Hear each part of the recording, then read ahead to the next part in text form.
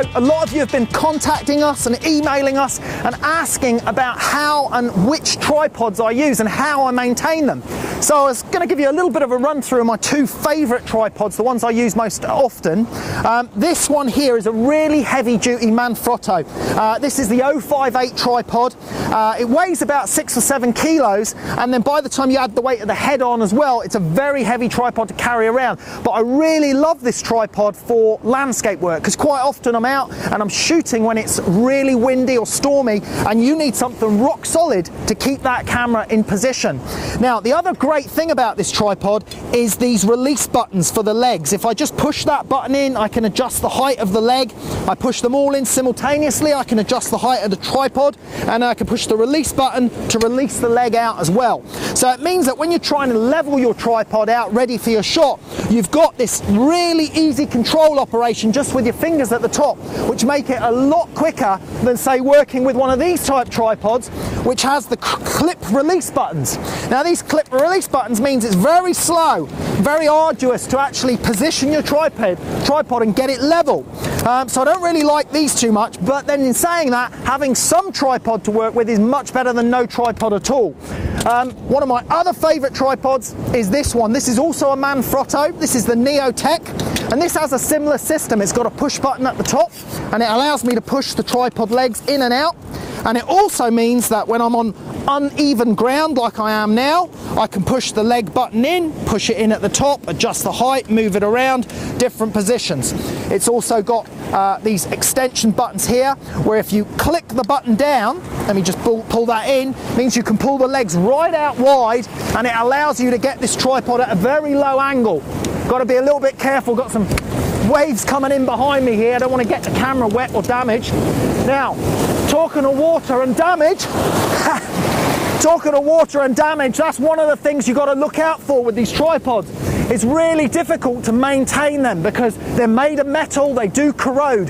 You get salt water, you get sand, you get grit, you get all sorts of stuff in the tripod, and it does damage them. So what I'm going to do is I'm also going to show you back at the studio how I maintain the tripods to keep them in good working order. Other things we're going to look at is just a quick look at the tripod heads. Here's what I've got is a three-way head. So basically I've got a control here on the horizontal axis, a control on the vertical, and a control on that direction as well if I want to flip the camera from landscape over into portrait position. Now, on this one is a slightly different head. This has got a ball head, which means you rotate the camera position around on a ball, and then you lock the position like so. So this can actually be quite a quick way of working, but you need to be careful that the ball head is strong enough to take the weight of your camera. This ball head's very good. I can take this camera off of here, and it would even handle the weight of this heavy camera with this heavy lens on it. Now, one of the other great things about the Manfrotto tripods, and many of the tripods you can find, are these quick release plates. It means that you can just quick latch the camera onto the tripod head, simply push that across, lock it down, and then it's fixed in position, and then you know that it's nice and secure and it's steady. If you've got a problem, big waves coming or something's going to happen, quick release it, take it off, get out the way if necessary. So what we've got to make sure is we rinse the tripods. Now, I haven't done these yesterday because it was dark and it was late and I was cold and wet, so they probably already seized up a little bit now. So it's really important that we give these a good rinse out. So what I normally do is extend the legs right out on the tripods, and then basically just got to get them under the tap, run them under fresh water, and just give them a good rinse out so the whole thing is nice and clean. Get rid of all that salt water off of those legs and the tripod.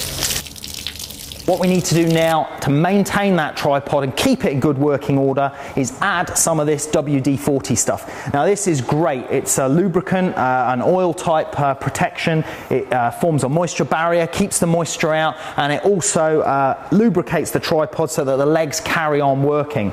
Now, you can apply it directly just by spraying it onto the legs, but I usually just use a bit of cloth or tissue paper, spray it onto the tissue paper, and then give the legs a good wipe down all over.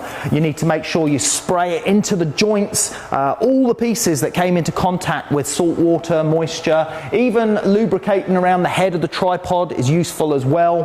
The same on the smaller tripod, on the ball head, all around the leg joints, everything like that. Now, what you'll notice on my tripod here is that there are already bits of corrosion starting to form. If you have a look this side, you can see that there's a lot of rust coming into the tripod in here. Now, this tripod is 10 years old and it's still going strong. Really love this tripod, been using it for many years. But when you start to see this sort of thing happening, get yourself one of these, a little bit of wire wool. This is just a dishcloth wire wool type cleaning cloth, and just give that a rub. Look at that, and that's taken all of that rust away and that corrosion off of there so that you stop it from spreading. Once you've got all of those legs cleaned up, give them another wipe down. Then give them another wipe down with the WD-40 to make sure they're all smooth and working. Now, if you do that, you'll keep your tripod in pretty good order so that it works for many years, no matter whether you throw it in the sea over and over again. Now, another thing to point out, I didn't have the legs fully extended when you were seeing the tripod in action yesterday. Here I've got the legs fully extended. You can see that it's a very tall tripod, much higher than me. Even has a further extension here with the raise up mechanism on that part there. Now, it's not often that you'll need to use the tripod in this height, but this is a commercial tripod, and often if I'm doing a shoot and I need to get up a step ladder, I can still have the camera on a solid platform raised up. Or sometimes you find you're working on a landscape shot where you're up on a higher rock and the ground is lower down beneath you, so having that extended height on the tripod is great. But as I said, this is a very heavy tripod, difficult to carry around, so you have to be committed and be prepared to lug this heavy tripod around if you want to. The other option is to go for this lovely Neotech tripod. You can see it's nowhere near as tall. That's it at full height extension there. Obviously, you've got a little bit of extra extension with the column that you can raise up there, but it's only really going to be at working height, at standing height only. But still a fantastic tripod, quite stable, very sturdy, not as stable as this, which is fantastic in stormy conditions, but pretty good tripod overall. So that's it on the maintenance. You've seen how we use them, you've seen my favorites, and you see how you keep them in working order.